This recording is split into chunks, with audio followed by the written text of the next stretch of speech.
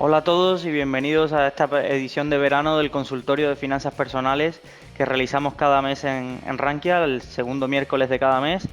Y nada, un placer tener todas vuestras dudas y poder colaborar y ayudaros en todo lo posible para mejorar vuestras finanzas. Hoy será una edición especial, ya que es la edición de verano y en agosto tendremos que cambiar las fechas porque me encontraré de vacaciones, pero seguramente las realizaremos a finales de agosto. Y hoy me encuentro, no como habitualmente que me acompaña Enrique Roca, mi compañero Samuel o mi compañera John, que ha estado en otras ocasiones.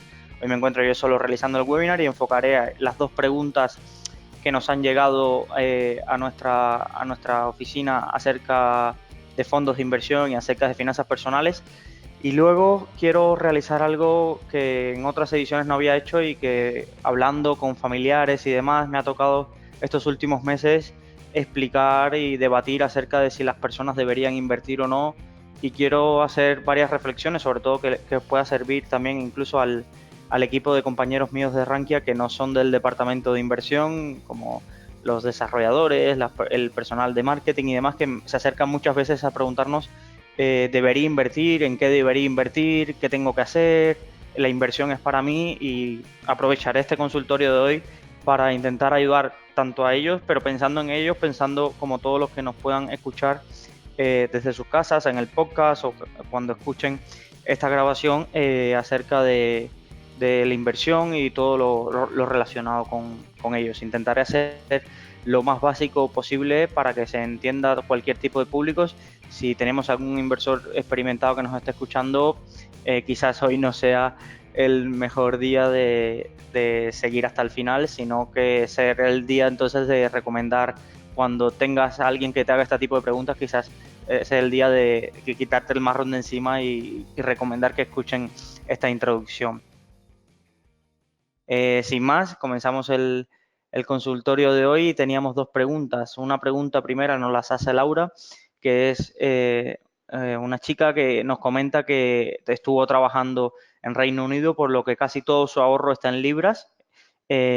Actualmente vive en la zona euro, pero no ahorra en euros y sus hipotecas sí están en euros. Entonces nos pregunta qué tiene que hacer para optimizar sus finanzas.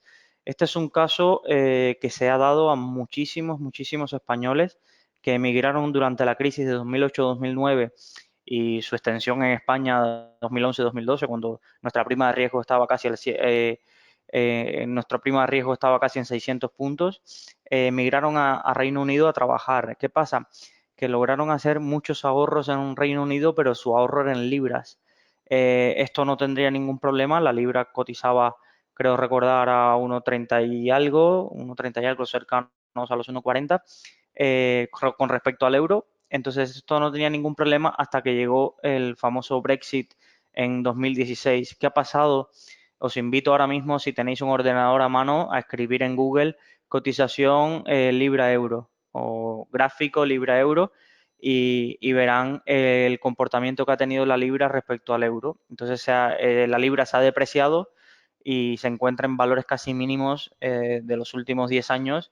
Y esto, aunque parece que a cualquier persona no tiene ningún efecto y a nosotros españoles no tiene ningún efecto, para este tipo de ahorradores o personas o trabajadores que estaban en Reino Unido ha representado que pierdan buena parte de sus ahorros y buena parte de sus ahorros los pierdan y signifique, conozco personas que han perdido años de trabajo en sus ahorros, es decir, si durante todo un año pudo ahorrar 20.000 libras y ahora al cambio esas 20.000 libras suponen X, la mitad de euros, pues casi habrán perdido un semestre de trabajo que han perdido solo por el tipo de cambio. Entonces, la situación de esta persona nos harían falta más datos para poder analizar, sobre todo de si tiene rentas, es decir, si trabaja en la zona euro y tiene unas rentas que le permitan vivir y demás, pero intentaré darle mi opinión. Es decir, si en el corto plazo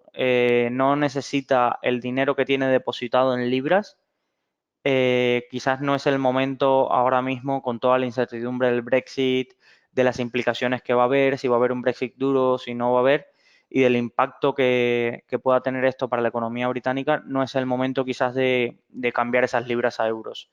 Eh, ¿cuáles vamos a pintar los dos escenarios? Ocurre un Brexit duro, esto va a tener un fuerte impacto para la economía británica, a muy corto plazo tendrá un fuerte impacto y seguramente la libra se seguirá depreciando más. Este es un escenario extremo, pero que puede ocurrir, es decir, que no puede tomar por sorpresa.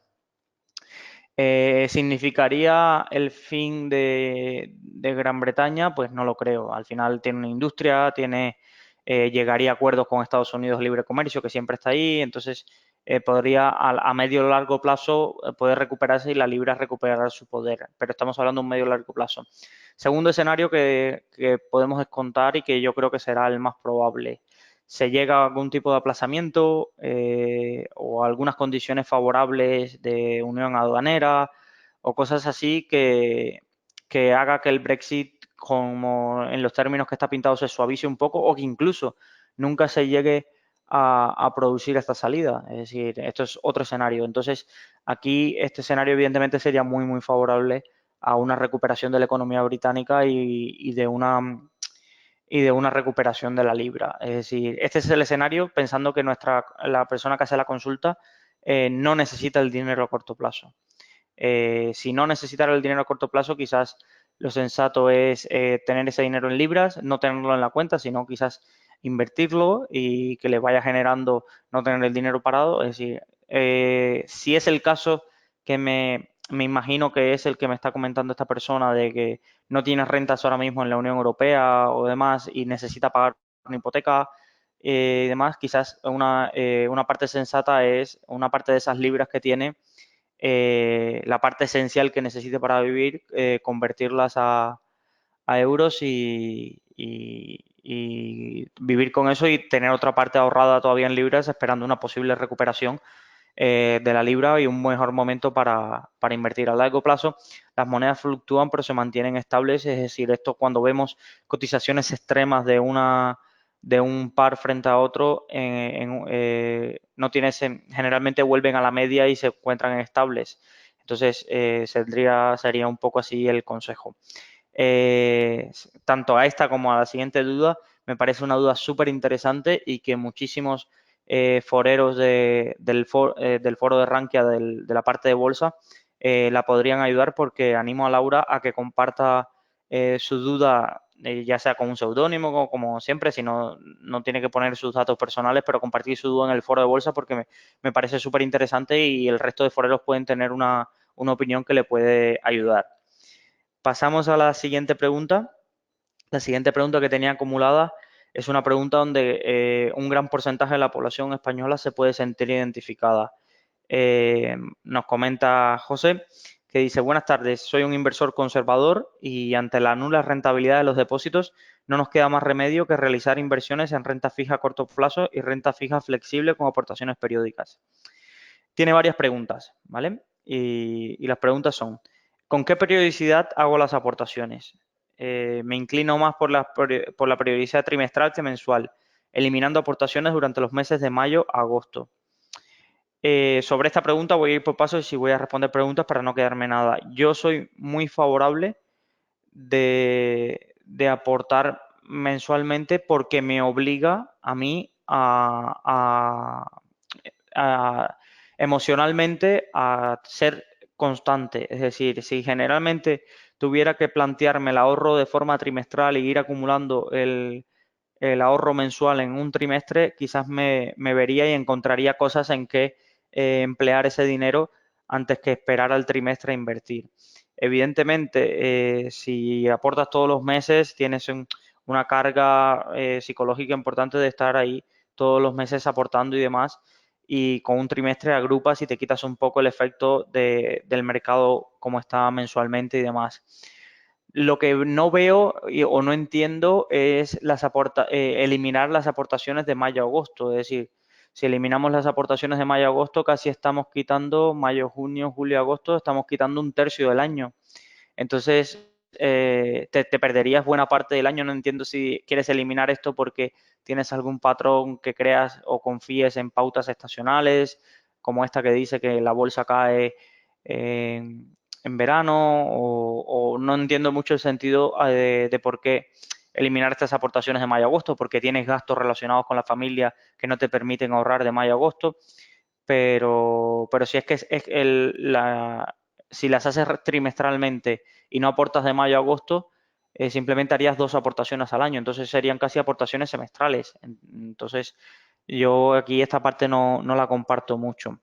Eh, una de las partes que no abordé antes, es decir, este es un inversor que no le gusta invertir en bolsa ni en fondos de inversión porque los ve arriesgados. Entonces, esto es un inversor que estuvo acostumbrado, poniendo el perfil, no me estoy refiriendo a José en realidad, sino el perfil que él representa, a un inversor que estaba acostumbrado a encontrarse con depósitos al 2, 3%, incluso alguna vez alguna promoción de bancos. Esto era un caso habitual, que simplemente se preocupaba cuando le llegaba una vez que acaba ahora el año, le llegara su aviso de que tenía que renovar su plazo fijo anual y buscaba alternativas. Y ahora se encuentra con que las rentabilidades que ofrecen estos activos en los bancos son casi nulas o de risas, y genera tener tu dinero un coste de oportunidad que la inflación termina por comértelo. Es decir, muchas veces me encuentro, tanto familiares, amigos y demás, que me dicen, voy a poner un depósito de 10.000 euros al 1%. Yo le digo, pero ¿has calculado cuánto tendrás al plazo de un año? ¿Cuánto habrás ganado en un año con un depósito al 1%? Que tampoco se regalan por ahí los depósitos al 1% y demás. Y cuando le pones el número de lo que va a ganar, dice, ah, pues esto no me compensa, esto me lo gano yo trabajando 3 horas extras. Y yo le digo, pues eso, es decir, la triste realidad de que ha impuesto el Banco Central Europeo, incluso hoy la Fed, que dejaba entrever que podía haber otra rebaja de tipos, es que este tipo de ahorradores han quedado huérfanos de rentabilidad, de opciones de rentabilidad para su perfil. Entonces, tienen que mirar a la renta fija. Entonces, para los que nos estén escuchando que sean inversores novatos o que no entiendan mucho de finanzas, al final la renta fija no es nada más que deudas. La deuda que emite o una empresa, que es la renta fija corporativa, o un estado, que es la más habitual, o empresas, estado, a ver si me estoy dejando a alguien por el camino, pero bueno, son estas dos entidades, la deuda que emiten los estados, deuda estatal y deuda corporativa. Entonces, generalmente, mientras que estas emisores, que es como se le llaman a los que emiten deuda, no quiebren, esta renta fija ofrece una oportunidad bastante segura y por eso se considera más segura. Ahora, ¿implica que no se pueda perder dinero invirtiendo en renta fija? Pues todo lo contrario, incluso hay varios inversores destacados que alertan de la burbuja que hay en las valoraciones de renta fija. Cuando se habla de burbujas, es decir, ¿a qué nos referimos? Generalmente, el porcentaje que te pagan de interés por comprar una deuda va relacionado a la calidad, va relacionado a muchos factores, pero va relacionado a la calidad que tiene ese emisor. Es decir, pensemos ahora mismo y pongamos un ejemplo. No es lo mismo el tipo de interés que tú le vas a exigir a Mercadona por una deuda que lo que le vas a exigir a Día. Es decir, Mercadona es una empresa sólida con beneficios y Día está afrontando una reestructuración. ¿Qué pasa y qué está pasando ahora mismo? Y lo mismo pongo con el ejemplo de si tú le fueras a prestar dinero a dos países, vamos a poner, puedo prestarle dinero a Alemania o le puedo prestar dinero a Grecia. Evidentemente a Grecia le pedirías una prima, es decir, le pedirías un poquito más de porcentaje por asumir tú el riesgo de prestarle a Grecia sabiendo que puede quebrar o que puede haber un gobierno populista que de pronto diga que no va a pagar la deuda y te impaguen y demás. Entonces, ¿por qué se dice que hay burbuja en la renta fija? Porque nos estamos encontrando, por ejemplo, si buscáis un gráfico y pongan en Google gráfico bono a 10 años de Grecia, está por debajo del 3%. Eh, Portugal igual, cuando estos países se les pedía un riesgo de casi el 10-11% hace unos años. Entonces, casi se está estrechando la diferencia que existe entre prestarle a un emisor de alta solvencia con la de prestarle a un emisor de muy baja solvencia o baja credibilidad crediticia. Entonces, evidentemente, la renta high yield, cuando escuchen los bonos high yield, que son bonos de empresas que ofrecen una gran rentabilidad porque se le exige un tipo de interés alto por invertir porque tienen un riesgo mayor de quiebra o de default, como se entiende en el mundillo, están casi igual en mínimos, es decir, no ofrecen grandes incentivos de interés. Muchos quizás os acerquéis a los primeros libros de inversión y vean que el tipo de interés, y os sorprenda que en los años 80 el tipo de interés libre de riesgo, es decir, el tipo de interés que representaba el bono americano, que era una inversión supuestamente libre de riesgo, era el 6%. Es decir, ahora mismo la deuda de Grecia no te ofrece el 6%. Es decir, si tú quieres invertir en casi lo más arriesgado que hay, sin irnos a deuda venezolanas o cosas así, no te ofrece ni el 3%. Entonces, por dar tu dinero 10 años a un país como puede ser Grecia. Entonces, hay una burbuja en estas valoraciones que cuando vuelva el miedo a los mercados, cuando vuelvan las incertidumbres o si llega una nueva crisis, esto puede generar que los fondos de renta fija sufran, sobre todo los fondos que tienen exposición a bonos de larga duración y en el largo plazo. Entonces, este inversor en la segunda parte nos comenta que tiene el 60% de su cartera en 15 fondos de renta fija. Tiene el Ibercaja, Candrian, Nordea, Sextant, es decir, estuvo analizando los fondos que tiene y tiene fondos muy buenos mezclados con fondos que creo que no aportan nada a su cartera. Entonces, la verdad que haría una revisión y disminuiría el número de fondos que tienen cartera y yo creo que no perdería diversificación ni seguridad. Es decir, pensemos que cuando tenemos 15 fondos en cartera estamos pagando 15 comisiones a cada fondo. Y aunque en los fondos de renta fija tienen una menor comisión, porque los costes de análisis y demás son inferiores y generalmente tienen menor movimiento en las carteras y demás, no generan tantos costes y la comisión de gestión es más reducida, la comisión es cierta y te la cobran todos los años. Y estos son fondos que no ofrecen, por definición, no buscan ofrecerte grandes rentabilidades, sino que buscan seguridad en tus inversiones. Entonces, no tendría 15 fondos. Es decir, ¿cuál quitaría de todos? Uf, aquí entramos en puntos que quizás debería ayudarte un asesor financiero. Y si no tienes capital para acercarte a un asesor financiero, simplemente iría a un paso más sencillo y que podemos ayudarte todos, que es iría al foro de Rankia, a la parte de fondos, pondría, miren, lo mismo que me has expuesto en el mail que me has enviado, esta es mi cartera, lo mismo, no tenemos que dar datos y citaría a usuarios como Valentín, Manolog, que tienen carteras muy interesantes en la parte de renta fija o saben analizar, o Herbigio, que sabe analizar muy bien las carteras y entre todos te podríamos dar una opinión que quizás en el término medio, citar a Enrique Roca, que en el término medio está la virtud, la verdad. Entonces, por resumir un poco, haría aportaciones, si te sientes cómodo con las trimestrales las haría, eliminaría lo de que no aportaras en mayo o agosto, sí me guardaría una parte del dinero, como me comentas, para si hay caídas, aportar más en los fondos de renta variable y eliminaría un poco de esta cantidad de fondos. Es decir, al menos uno o dos en cada uno de renta fija a corto plazo y renta fija flexible creo que sobran y creo que no ofrecen gran diversificación. Habría que mirar carteras, cada cartera que lleva cada fondo y ver si tienes una sobreexposición a un tipo de renta fija o no. Vale, pasando ya de estas dos preguntas, voy a introducir la sección de novedades que tenemos en Rankia durante este mes o lo que hemos hecho y lo que tendremos para estos meses siguientes. A ver, viene el verano, es un mes donde casi todo el mundo financiero en España se para un poco, es decir, se para un poco porque no hay casi movimiento, no hay eventos, las bolsas disminuyen muchísimo el volumen y una vez que pasen la presentación de resultados tanto de compañías norteamericanas del primer semestre como las compañías españolas, también cae bastante el volumen y la intensidad y la actividad. Es decir, el mes pasado, cosas de destacar, hicimos un evento inmobiliario muy interesante, todo lo que se está moviendo en el inmobiliario español.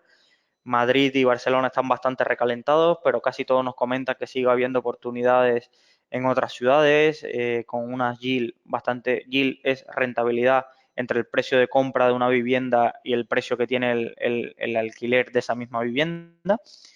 Hicimos el evento Buscando Valor, es decir, tenemos una parte de Value Investing donde reunimos las mayores casas de Value Investing en Madrid, y quizás el anuncio más importante que tenemos para los próximos meses es que justo al volver de las vacaciones, el 19 de septiembre, organizamos en Valencia el otro evento Buscando Valor. Lo hicimos el año pasado y lo repetimos y podemos adelantar que tendremos invitados de lujo de Cobas, Magallanes, Mafre, es decir, tendremos Bayern Hall, como siempre, que acude y además que tienen presencia en Valencia, seguramente estará por allí. Y nada, invitamos a todos los que nos escuchen desde Valencia que puedan acercarse y disfrutar de esto. Mañana o pasado ya estarán las inscripciones, serán plazas limitadas, como siempre, por el aforo que tenemos en el Hotel Las Arenas. Y nada, espero veros por allí y acercaros. Sin más, veo que tengo dos preguntas que me llegan. Una pregunta es de la propia Laura: ¿en qué se pueden invertir libras hoy? No sé si las libras las tienes en un banco español o las tienes en un banco británico.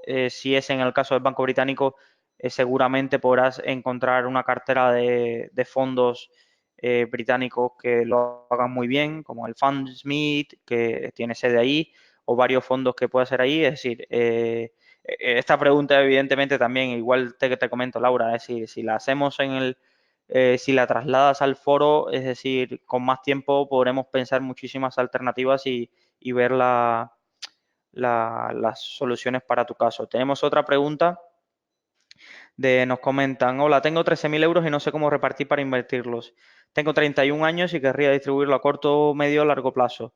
Corto igual imprevistos y medio, ¿vale? Me va a servir de base esta pregunta porque es un caso típico al que me quiero dirigir para explicar lo que os comenté al principio del consultorio de lo que quería hacer hoy. Es decir, me estoy encontrando con muchos perfiles de personas, vamos a ponerle entre 25 y 40 años, que se acercan, son personas que encuentran empleo, incluso que son profesionales que están encontrando empleos cualificados, que tienen una remuneración salarial un poco mejor y que les permite ahorrar. La realidad es que con sueldos de 1.000 euros es casi imposible ahorrar hoy en día, viendo el precio de los alquileres y el coste de la vida en determinadas ciudades. En otras personas que viven fuera de las grandes capitales o en municipios más pequeños con unos precios más reducidos, quizás con ese sueldo algo te de ahorrar, pero vemos personas que tienen este patrón de 25 a 40 años y que se encuentran con capitales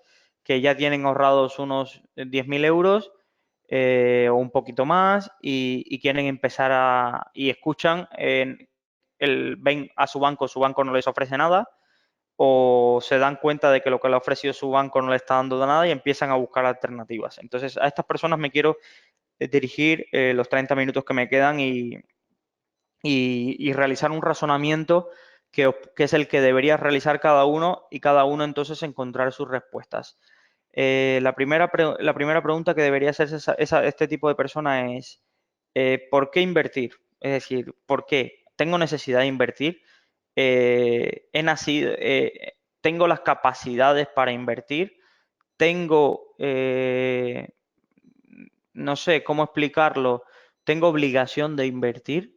Y esto es algo que quiero dejar claro y que me parece, creo, un punto de partida vital. Es decir, si no estás preparado psicológicamente para invertir, no deberías acercarte, aunque sepas que estás perdiendo dinero. Es que no deberías hacerlo. No deberías hacerlo porque te vas a poner una carga que quizás ese dinero no te la el dinero que puedas ganar no te lo va a compensar. Es decir, aunque yo recomiendo a todo el mundo invertir, me estoy encontrando con perfiles que, ya sea por educación financiera o por psicología de la propia persona, tiene muy complicado el poder invertir porque ante las primeras de cambio tomará decisiones equivocadas y generalmente, aunque haya tomado la decisión correcta, que es la de invertir, sus propias emociones le hagan perder dinero. Incluso aunque escoja bien, le hagan perder dinero. Entonces, un paso importante es ¿por qué quiero invertir? Entonces, yo te doy mi respuesta de por qué invierto yo. Entonces, si te sientes identificado en por qué invierto yo, quizás pasamos a la siguiente fase. Pero esta fase es muy importante. ¿Por qué invierto? Yo invierto porque, primera razón, es decir, tú tienes dos opciones de hacer con tu dinero. Es decir, puedes dedicarlo a ocio o puedes dedicarlo a ahorro. Es decir, puedes dedicar 100% a ocio, 100% a ahorro, quitando los gastos que tienes en tu día a día. Vamos a pensar que estamos hablando del dinero que te queda. Vamos a poner un sueldo de 1.500 euros que paga un alquiler de 500 euros, que después se gasta 200 euros en coste de a comer, electricidad, agua y demás. Entonces, pensemos que a esta persona le quedan unos 500 euros. Puede tomar dos decisiones financieras, las dos totalmente respetables, ¿eh? Vamos a pensar desde este punto de vista. Primera decisión financiera, utilizo estos 500 euros, voy a cenar por ahí, ahora aprovecho una oferta de Ryanair o de Vueling y me voy por Europa a viajar, me voy con mis amigas, me voy con mis amigos de fiesta y me lo gasto. Y estos serían decisiones de ocio, que son totalmente respetables, es decir, no tengo ningún problema con la gente que me dice, oye, es que yo bastante me cuesta ganar el dinero como para no disfrutarlo, la vida es una sola, o cualquier cosa de, cualquier comentario de este tipo. Entonces, ¿cuáles son los peligros de este tipo de decisión? Que me parece muy perfecto. Que si no tienes nadie que te respalde, es decir, unos padres que tengan una situación económica cómoda, un trabajo que sea muy físico, muy a largo plazo, que tengas una seguridad en tu carrera profesional, que no tengas miedo de verte en el paro. El problema de este tipo de perfil que tiene tanta frugalidad, vamos a aterrizarlo en que se gasta todo lo que tiene, es que ante unas maldadas, es decir, una persona que cae, que no es que vamos a desearle mal, que cae enferma o que ha habido un ERE en su trabajo o que llega una nueva crisis a España y esta persona no tiene las herramientas ni el interés de irse fuera a buscar oportunidades, se encontrará con que no tiene ningún ahorro pues, primero perderá el tren de vida que llevaba, que esto psicológicamente afecta mucho, y segundo, se encontrará sin ahorros con qué enfrentar quizás ahí se enfrentará a que tendrá que vivir una vida mucho, mucho más austera, tendrá que vivir de lo que le hayan dado de indemnización por despido, de este tipo de cosas que suele generar psicológicamente, sobre todo y emocionalmente, el impacto en la familia muy duro. Entonces, esto, por eso no veo un perfil de 100% esto. Entonces, yo no soy de ese perfil, evidentemente, de esos 500 euros, vamos a suponer que me quedan, sí intento disfrutar de un porcentaje de ello, y para los que me conozcan y demás, tengo familia al otro lado del Atlántico, soy originario de Cuba, entonces voy a ahorro para ir a un viaje a verlos una vez cada 2 años o algo así, o viajo por Europa con mi familia y demás, entonces una parte sí me la permito, o salgo de cena y demás, entonces una parte sí me la permito gastar, pero todos los meses dedico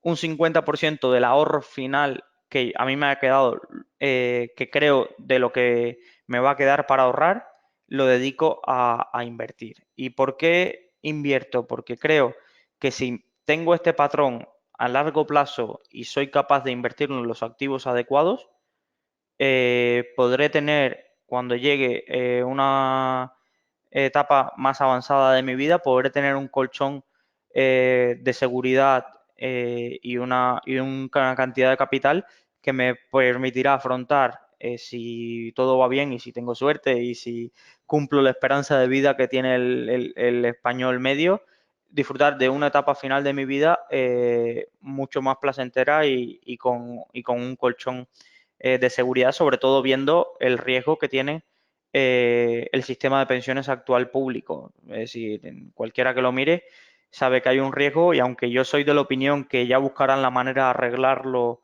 ya sea por recortes del total de la pensión o creación de impuestos y demás, no me gustaría tener que depender de esto cuando llegue a una edad donde la que ya no pueda trabajar. Entonces, esas son mis razones para invertir. Ahora, vamos al segundo paso.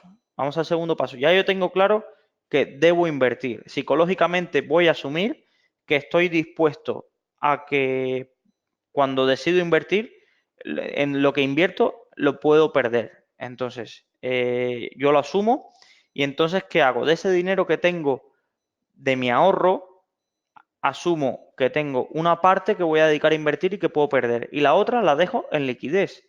Y por eso es mi opción. Las personas pudieran decidir distribuir ese porcentaje del dinero que has ahorrado, tenerlo en liquidez, me refiero a tenerlo en mi cuenta bancaria sin tocar para imprevistos y demás. No lo pongo en ningún producto, simplemente lo tengo ahí y la otra parte la dedico a invertir, a invertir en productos. Entonces, vamos a pensar, seguimos el mismo ejemplo, me quedaron 500 euros. Vamos a poner que yo dejo de esos 500 euros 200 euros en mi cuenta para liquidez, por si me aparece un imprevisto y demás, y otros 300 los dedico a invertir. Ahora, ¿en qué invierto? Se pueden invertir en muchos productos. Lo que hay es que entenderlos. Los productos donde más invierten los españoles son los depósitos. ¿Por qué? Porque son muy sencillos de entender. Tú dejas tu dinero y a un plazo de 6 años o 18 meses te devuelven tu dinero más el interés que te haya pagado el banco, quitándole las comisiones que te hayan cobrado, si ahí tienen comisión de apertura, comisión de reembolso y demás. Entonces, tienen buenos los depósitos y demás? Son un producto muy poco arriesgado, es decir, tendría que quebrar el banco para que tú pierdas tu dinero, tienes la rentabilidad asegurada a vencimiento, es decir, cuando cierra el año tienes la rentabilidad asegurada y hay un fondo de garantía de depósitos que asegura hasta 100.000 euros por depositante en este tipo de activos. Entonces, ¿qué es lo malo? Que lo que hablábamos antes, que no hay ahora mismo un depósito, sinceramente, que te dé una rentabilidad con la que superes a la inflación. Es decir, y lo podéis notar, es decir, es que la inflación no la veo, Luis, es que eso, yo no noto la inflación, es decir, animo a que cada uno revise el precio del bonobús en su ciudad en los últimos 10 años y vea cuánto ha subido. Es decir, yo recuerdo cuando llegué a España que el bono de 10 viajes en el metro de Valencia costaba cercano a los 7 euros, ahora ya está en 7,60. En el bonobús ha pasado de los 7,50 a los 8,50. Estos son porcentajes de inflaciones casi en porcentajes bastante altas durante todos estos años. Incluso, y eso es el coste de la vida. Entonces, evidentemente no estamos en extremos de países latinoamericanos o en su momento economías de África y demás, o Alemania en los años 20, no estamos en esas cifras, ni hay que alarmarse por la inflación, pero no podemos esperar de que en 20, 30 años, que es mi plazo, mi horizonte temporal de inversión, eh, la inflación no te reste de tu dinero. Entonces, yo quiero invertir en un producto que supere a la inflación, que al menos tenga la esperanza de que pueda superar a la inflación a largo plazo. Entonces, descarto los depósitos a los tipos actuales y doy por descartado los depósitos. Y entonces, ¿qué alternativas me quedan? Vamos a las siguientes alternativas. Las siguientes alternativas es la inversión inmobiliaria. Inversión inmobiliaria tiene puntos a favor y puntos en contra. Puntos a favor, los inmuebles, la casa la tienes ahí, es un activo que puedes valorar básicamente lo que tienes, la rentabilidad de los alquileres cada vez, si tú compras una casa, cada vez los alquileres son más altos, está subiendo y demás, pero te enfrentas a dos problemas para mi perfil joven de que tenemos este tipo de salarios. Primero, no tengo el capital para comprar una casa para invertir. Ya bastante me costaría o nos costaría a muchos incluso llegar ahora mismo a tener el capital para comprarte una casa propia como para tener el capital para pagar esa y tener una casa que comprarte para invertir. Es decir, ese no es nuestro perfil, el perfil al que me estoy dirigiendo. Y segundo, generalmente los alquileres tienen el problema de que depende mucho de la zona, del inquilino, los gastos que tengas asumes y los gastos que asumas y demás. Y entonces la rentabilidad es la legislación, la fiscalidad, que son muy variables, entonces se pueden variar mucho las condiciones. Entonces, mi perfil entonces descarta la inversión inmobiliaria. Vamos a al tipo de inversión que queda. ¿Qué queda? ¿Qué tipo de inversión queda? La inversión en bolsa. Y la inversión en bolsa se divide básicamente en, vamos a dividirla ahora mismo, hay muchísimo más, pero lo voy a dividir para que las personas lo entiendan en dos tipos de activos. La inversión directa, cuando me refiero a la inversión directa me refiero a la inversión en compra directa de acciones de una compañía. Eh, Vamos a pensar, voy a poner ejemplos fáciles y que cualquiera me pueda entender. Tomar mi dinero y comprarme 10 compañías, Facebook, Telefónica, Amazon, Santander, demás. No estoy diciendo estas ni que me gusten ni que las lleve en mi cartera personal. Estoy simplemente poniendo ejemplos de compañías Inditex que todos conocemos y que podemos invertir. ¿A qué riesgo nos exponemos al invertir en acciones de forma directa? Si me estoy dirigiendo a un perfil que no es especialista en analizar compañías, no ha hecho carreras de ADE, no ha hecho carreras de ADE o de administración, de derecho o economía, contabilidad, que pueda tener un conocimiento particular o una ingeniería, un conocimiento particular acerca del análisis de compañías, estás entrando a seleccionar valores de los cuales básicamente no tienes idea de qué variables afectan. Entonces, aunque te crees una cartera tú mismo, por ti mismo, de acciones que tú creas buenas, estás incluyendo en un coste de que te puedes haber equivocado. Y mientras menos conocimientos financieros tengas, más posibilidades hay de que te equivoques. E incluso piensa que te haces una cartera de las 20 mejores compañías a nivel mundial. Vamos a poner que eres un inversor que aunque no tienes ni idea de bolsa, tienes una intuición muy buena para, yo creo que esta compañía lo hace bien. Y compras y te compras a las mejores 20 compañías a nivel mundial. Aún así, tienes el riesgo de, al no tener conocimientos financieros, verte muy, muy influenciado por los colores que tengas en tu cartera. ¿A qué me refiero con esto?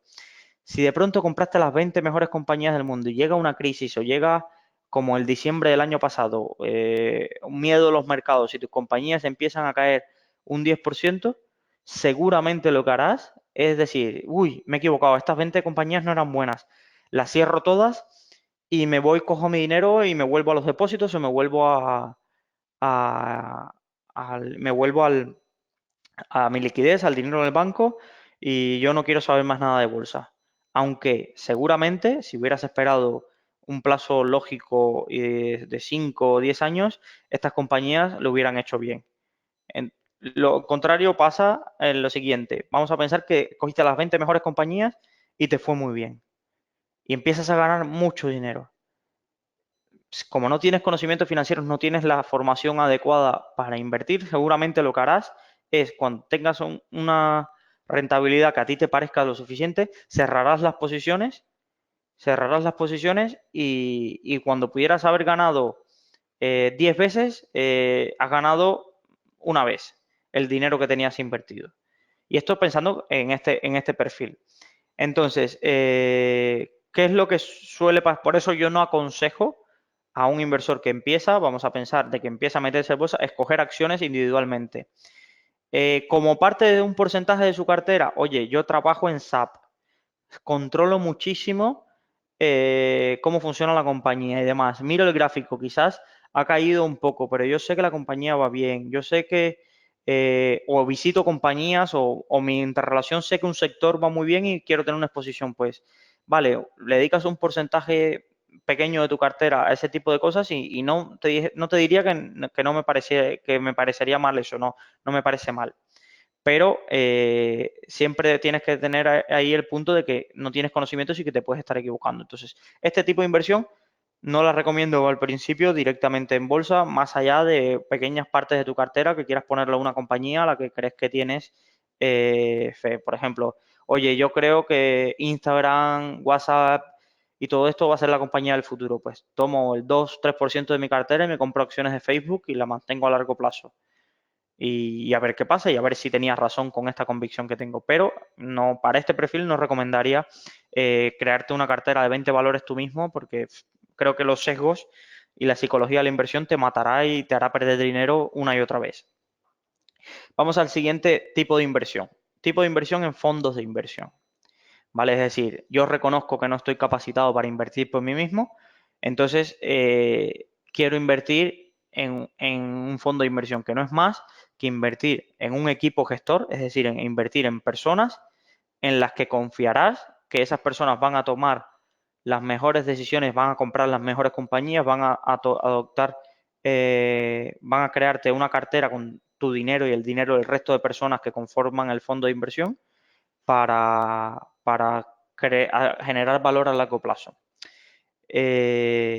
Aunque no voy a explicar en detenimiento qué es un fondo de inversión, tenéis nuestra guía de fondos de inversión, tenéis un montón de artículos de fondos de inversión en nuestro portal donde podéis entrar a fondo en esto.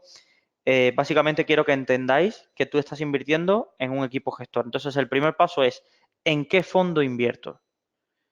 ¿En qué fondo invierto? Hay miles y miles de fondos a nivel mundial, cada uno de su padre y de su madre. Y como en todo, hay fondos buenos y fondos malos. Hay fondos buenos, me refiero, porque tienen gestores muy buenos, que generalmente es quizás lo más importante, que invierten muy bien, que tienen un historial de haber invertido muy bien, que encima ellos también están invirtiendo su dinero en el fondo, que esto es algo que debéis analizar sí o sí, pero una cosa importante de que los fondos buenos y hay fondos malos porque los gestores no son buenos, tienen un historial, no se juegan nada, simplemente, o fondos que pertenecen a entidades bancarias que los gestores, como mismo hoy están ahí, mañana están en otro sitio, no tienen un sentido no tienen lo que se llama skin in the game, es decir, no se juegan nada, simplemente les pagan por asesorar eso y como hoy pues asesoran ahí, mañana están en otro sitio. Entonces, hay conflicto de intereses y este tipo de cosas. Entonces, ¿cómo escojo un fondo bueno? Es decir, quizás el mejor fondo de renta variable, es decir, fondo que invertía en compañías de los que se recuerda, es un fondo de Peter Lynch, el Magellan. Y aunque es repetitivo y lo diréis en muchos sitios, voy a ser yo el que lo repita. Es decir, creo que no me quiero columpiar con el dato, pero creo que un 70% de los inversores a largo plazo no ganó dinero en ese fondo. Y estamos hablando del mejor fondo quizás de los últimos tiempos de renta variable a nivel mundial. Y tú me dirás, pero ¿cómo puede pasar? Es decir, ¿cómo pasó esto? Invierto en el mejor fondo y no gano dinero. Es decir, y puede pasar simplemente por lo que hablamos antes, la psicología del inversor. Es decir, si los inversores en ese fondo lo que hacían era, cuando el fondo veía que subía un año un 20%, meto mi dinero. El fondo entonces pasa por un momento malo y empieza a caer un 10%, pues retiro mi dinero. Y al final, lo que hacían era subirse al carro cuando el fondo casi estaba en máximos y no tenía casi más posibilidades de subida o demás, y retirar su dinero cuando tenían pérdidas que solo eran un número, porque tú no pierdes dinero hasta que no cierras la posición. Entonces cerraban la posición cuando el fondo a los pocos meses se recuperaba. Entonces, una parte está en escoger un buen fondo, otra parte está en controlar las emociones y simplemente invertir a largo plazo en buenos fondos, y una tercera parte, y esto es importantísimo y creo que la gente se olvida, y atendiendo a los que habéis escuchado desde el principio, la pregunta que me hacía José es saber en qué tipo de fondos invierto, ¿vale? Y aquí viene la madre del cordero. Es decir, si yo soy un perfil conservador, yo no puedo por definición tener todo mi patrimonio en fondos de inversión que sean expuestos a renta variable o estilo value o que hagan operativa, otros fondos que hagan operativa con derivados, esos fondos no son para mí. Y puede que el gestor sea muy bueno, que sea muy bueno en lo que hace y que el fondo lo haga muy bien. Si yo soy un fondo conservador, yo soy un inversor, disculpen, conservador, y me asusta ver y me va a afectar ver abrir mi cuenta o ver en mi app móvil que estoy perdiendo un 20% de mi dinero, y eso me va a bloquear y en vez de aportar más dinero en ese entonces simplemente lo que hago es me voy a asustar, voy a sacar mi dinero, pues no, no, los fondos de este tipo no son tu perfil, no los busques. Es decir, aunque veas que tu vecino te diga, oye, que estoy ganando un 15% en este fondo, es que ese fondo no es para ti, no es para ti. Y me dirás, joder, Luis, es decir, vale, no, vale, que no quiero ganar un 15%, pero quiero ganar el dinero. Vale, pues entonces busquemos fondos que se puedan adaptar a tu perfil. Y entonces es donde aparecen fondos más conservadores que invierten en productos más conservadores que aún así lo pueden hacer bien. Es decir, voy a poner un ejemplo. No, es que yo quiero invertir en fondos que inviertan en renta fija, pero estos fondos no dan nada. Es decir, os invito a que busquéis en Rankia la ficha del fondo de renta fija de Buy and Hold. Es decir, ha generado una rentabilidad muy, muy aceptable. O el fondo de Amiral, el Sextant Bond Picking, eh, invirtiendo en renta fija y se puede ganar dinero. Simplemente tienes que adaptar con un menor riesgo, es decir, adaptar tus expectativas de rentabilidad al riesgo que estás dispuesto a asumir. No puedes pensar de que vas a ganar un 15% anual y decir, sí, pero yo quiero que la volatilidad, es decir, lo que puede variar mi fondo, que mi fondo no varíe más de un 5% o que yo estoy dispuesto a asumir que solo quiero perder un 5%, pero quiero ganar un 15% todos los años. Esto es inasumible. Y pongo de ejemplo, y creo que lo he comentado varias veces en mi cartera. Mi cartera de fondos de inversión en diciembre perdía un 25%.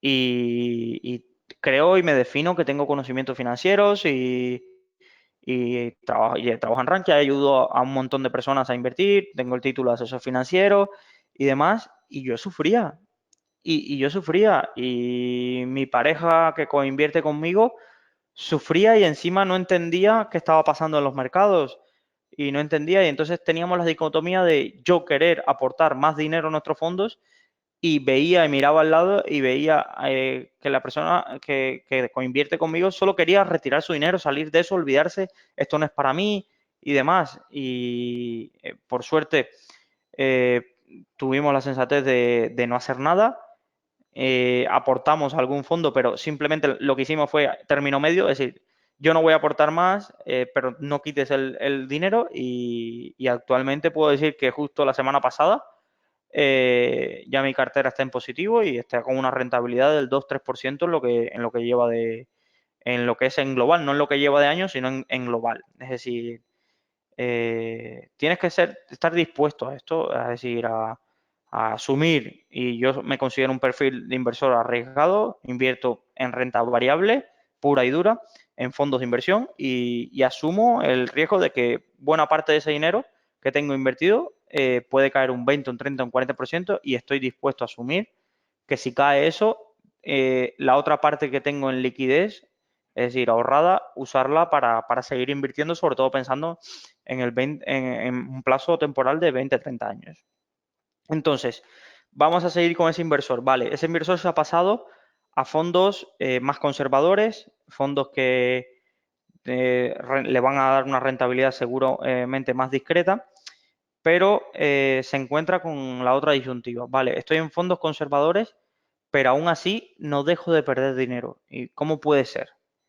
Es decir, estoy en un fondo que no es para perder dinero, voy a poner eh, fondos que se llamen, voy a poner de ejemplo tipo fondos que tengan el apellido Quality, garantizado, todo este tipo de cosas que cada vez que me enseñan una cartera de fondos, siempre hay este tipo de fondos aquí porque el banco te los coloca muy bien.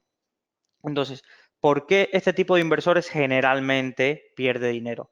Voy a ponerle excepción porque hay algunos fondos estos que no pierden dinero y que tienen una rentabilidad pues aceptable.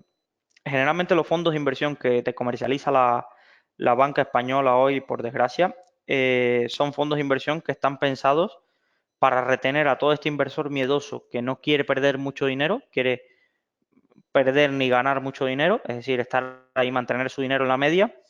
eh, por ejemplo, y está tranquilo si su fondo gana un 1% y está tranquilo si su fondo pierde un 1% anual. Lo que no ve ese inversor es que todo el año, todos los años, aunque tú ganes un 1 o pierdas un -1, el banco se va a estar llevando un 2% de tu dinero en comisiones. Y es aquí donde entra la otra derivada que deberíamos tener en cuenta cuando inviertes, sobre todo en fondos de inversión y en bolsa también. Como en bolsa es muy importante elegir qué broker vas a usar para que no te sangre vía comisiones cada vez que inviertes, en los fondos de inversión es vital entender las comisiones que te cobra tu fondo de inversión y entender si aporta valor ese tipo de comisiones. Un fondo de inversión que te cobre el 2% y tú mires su rentabilidad de los últimos años y haya sido un 1% o un -2, un +2 y no sé qué, en los últimos 10 años que la bolsa no ha dejado de subir, es un fondo malo. Es un fondo que está creado para drenar tu dinero vía comisiones. Y tú me dirás, pero si he ganado un 1%, ¿a mí qué más me da? Yo he ganado un 1%. Sí, pero es que en un fondo similar que hubiera tenido una comisión del 1%, tu rentabilidad hubiera sido del 2%. Y este año te da igual ese 1%, pero multiplica esto por 10, 15 años.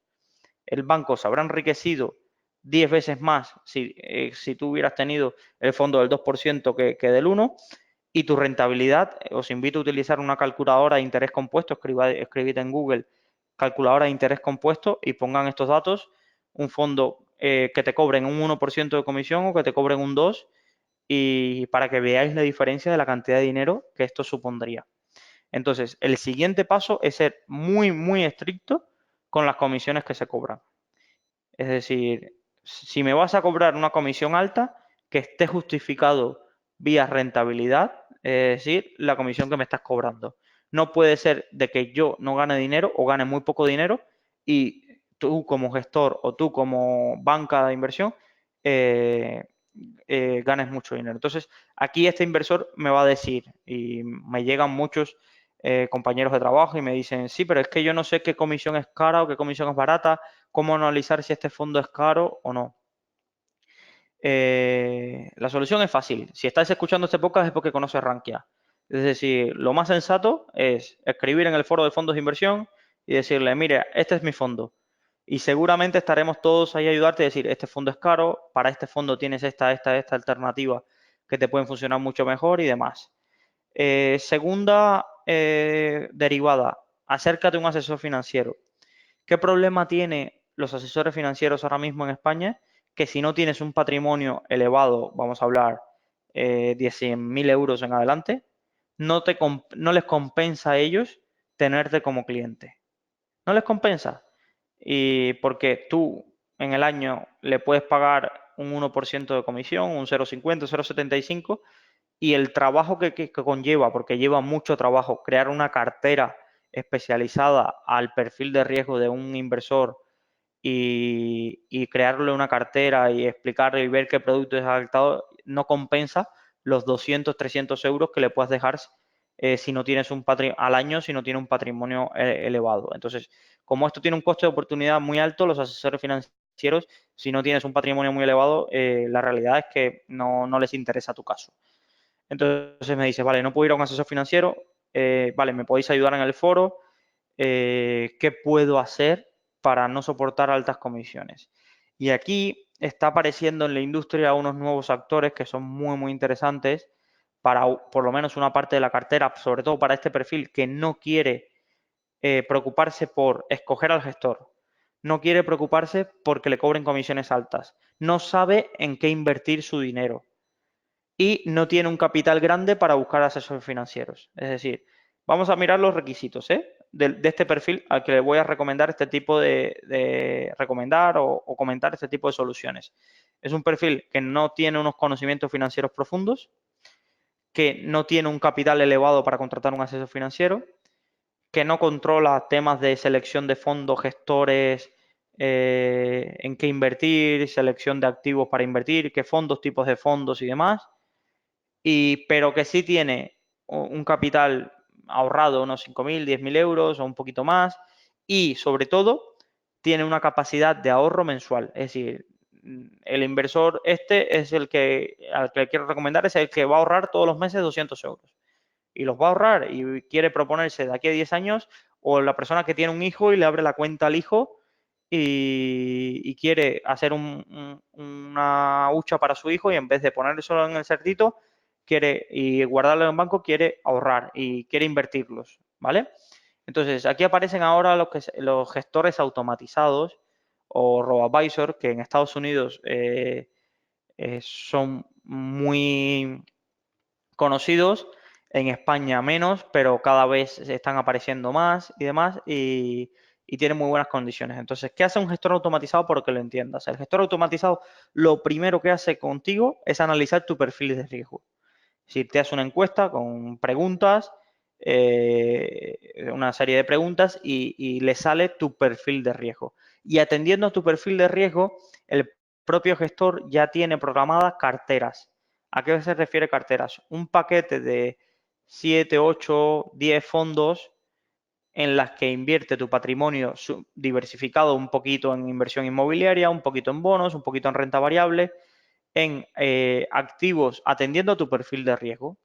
Y entonces, lo bueno de esto es que estas carteras al final tienen las mismas condiciones que fiscales, que los fondos de inversión y demás, y puedes realizar aportaciones periódicas, incluso puedes hacerte un plan de pensiones con este tipo de gestores. Y aquí, un poco, el único problema que tendrías es escoger un poco entre los 6, 7 gestores automatizados que hay ahora mismo en España.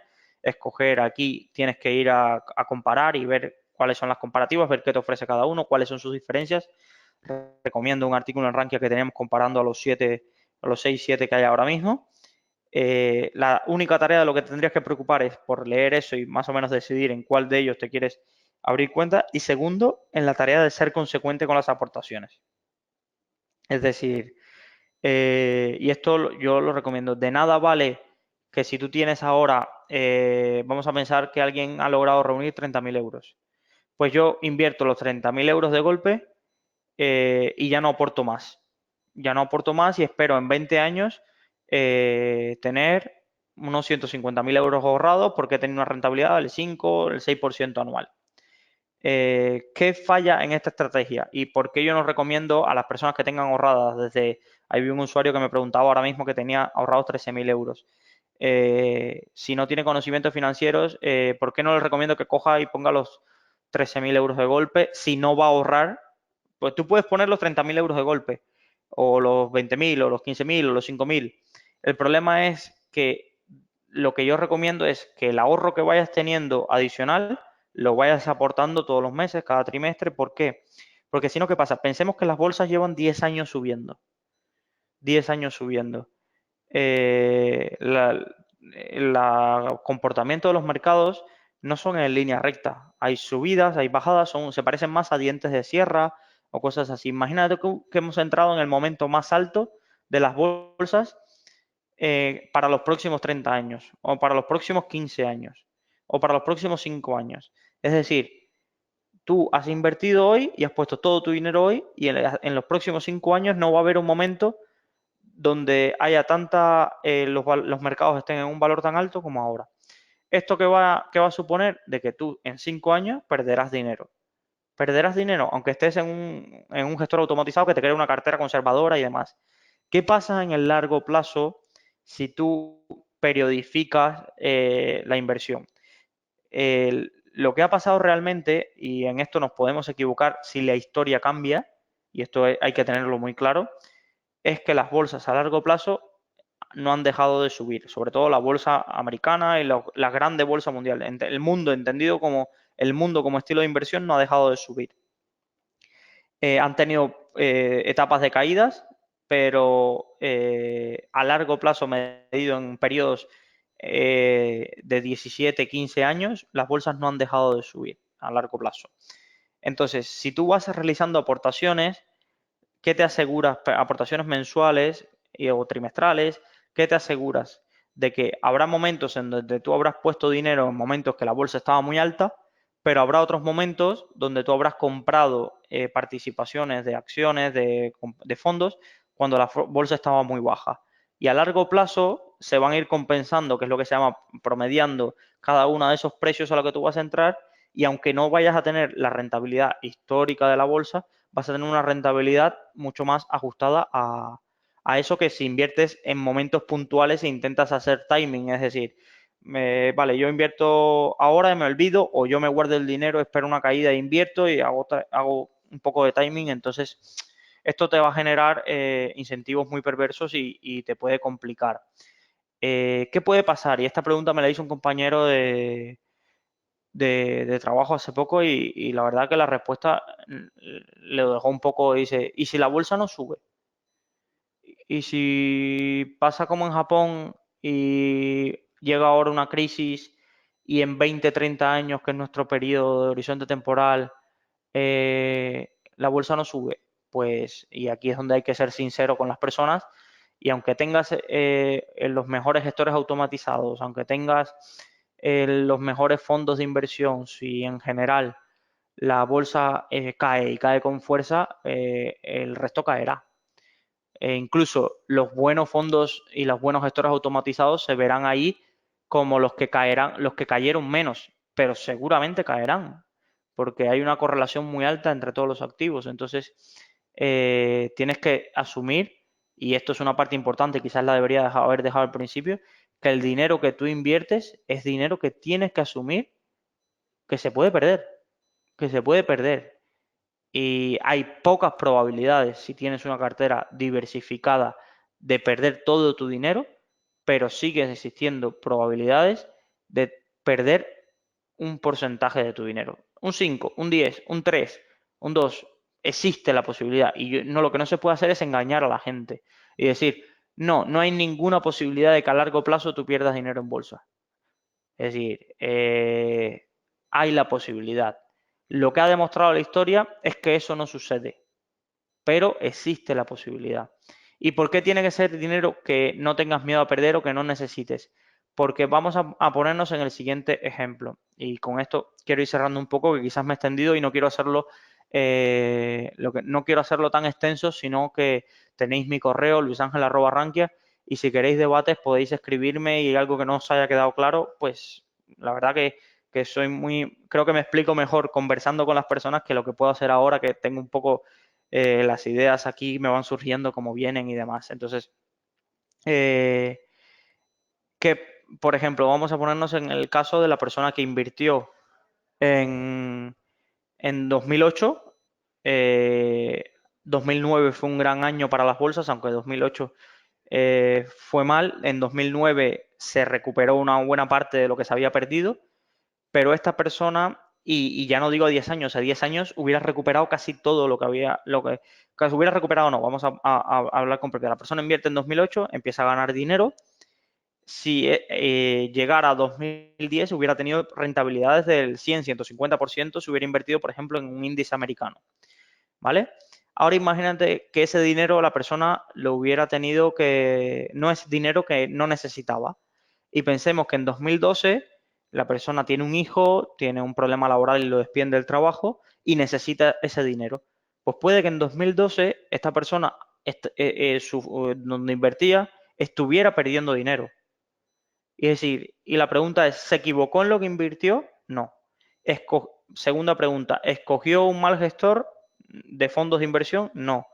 ¿Escogió bien dónde invertía? Sí. ¿Escogió, si sigue mis recomendaciones, escogió fondos de baja comisión? Puede que sí. ¿Y por qué perdió dinero? Perdió dinero porque ese dinero lo necesitaba, y lo necesitaba en un momento donde él estaba perdiendo dinero. Entonces, estos son los casos más duros. Los casos de haces todo el proceso bien, pero la variable de que este dinero que inviertes estés dispuesto a perderlo o no lo vayas a necesitar a corto plazo, no la tenía en cuenta. Y por eso la gente me dice, vale, tengo 13.000 euros ahorrados. ¿en qué los invierto? Y yo le digo, ¿y cuánto más tienes ahorrado aparte de esos 13.000 euros? No, no, son los 13.000 euros que tengo de mis ahorros de toda la vida. Le digo, pues lo siento, 13.000 euros para invertir, a no ser que tengas unos padres que te puedan dar un apoyo o esto, o tengas un sueldo. No, no, es que ni teniendo un sueldo es que te pueden despedir, es que no, no tiene sentido, no tiene sentido que inviertas ese dinero. ¿Tiene sentido de que inviertas de esos 13.000 euros, 5.000 euros y vayas aportando y demás? Sí, sí, si tú asumes que con 8.000 euros puedes vivir, ¿vale? Pero lo que no tiene sentido es que utilices todos esos 13.000 euros y no hagas más aportaciones y demás.